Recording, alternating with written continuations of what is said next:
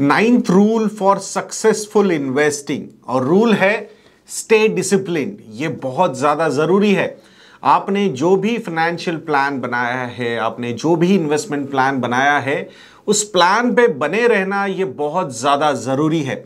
सबसे बड़ा प्रॉब्लम होता है इन्वेस्टर्स के इन्वेस्टिंग जर्नी में, वो है इंपल्सिवनेस। बहुत बार बहुत सारे डिसीजंस, और स्पेसिफिकली इन्वेस्टमेंट के decisions, and that too with big amounts, लोग इंपल्सिवली ले लेते हैं। या जैसे कि आपने डिसाइड किया था कि भाई आपके प्लान में ये था कि मैं एक 2 BHK घर लेना चाहता हूं, बट जब आप देखने जाते हो, घर देखने जाते हो, तो वहां पे आपको इंटरेस्ट पैदा होता है कि अरे नहीं यार, 2 क्या मैं 3 BHK ले सकता हूं, और मतलब लेना चाहता हूं क्योंकि ये अच्छा लग रहा है, बहुत सारी चीजें अच्छी है।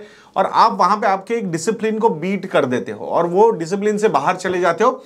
और ये इंपल्सिवनेस जो होता है वो एक छोटा सा एक समय होता है, वो इंपल्सिवनेस पूरे आपके फाइनेंशियल प्लान को खराब कर सकता है। तो ये कभी नहीं होना चाहिए आपकी तरफ से। सो इसीलिए इन्वेस्टमेंट का जो प्लान बनाया है, फाइनेंशियल प्लान जो बनाया है, जो आपके फाइनेंशियल गोल्स के हिसाब से आपने बनाया है, उसी को आपने फॉलो करते रहना चाहिए। अब ये impulsiveness it's not only about real estate, but ये बहुत बार स्टॉक्स के रिलेटेड भी होता है।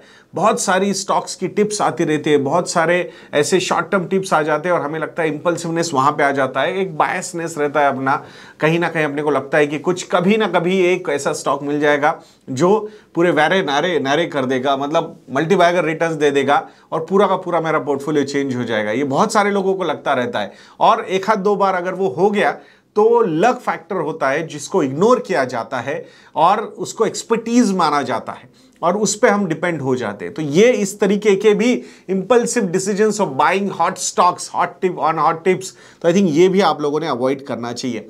So what is more important, आपको कमिटेड रहना है टुवर्ड्स योर फाइनेंशियल प्लान। आपके फाइनेंशियल गोल्स को जो आपने डिसाइड किए हुए हैं, उसके लिए जो इन्वेस्टमेंट्स कॉल्स आपने लिए हुए हैं, उसी डिसिप्लिन को आपको बना के रखना है।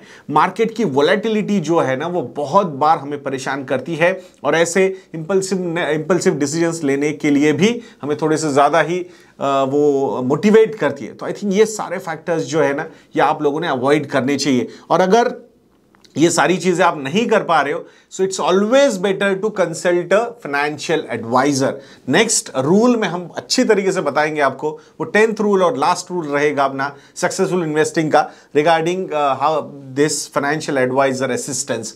तो आशा करता हूं दोस्तों कि ये वीडियो भी आप लोगों को अच्छा लगा होगा, और अगर अच्छा लगा है तो वीडियो को लाइक करना, शेयर करना और चैनल को सब्सक्राइब करना बिल्कुल मत भूलना। नेक्स्ट वीडियो में मिलते हैं। जय हिंद।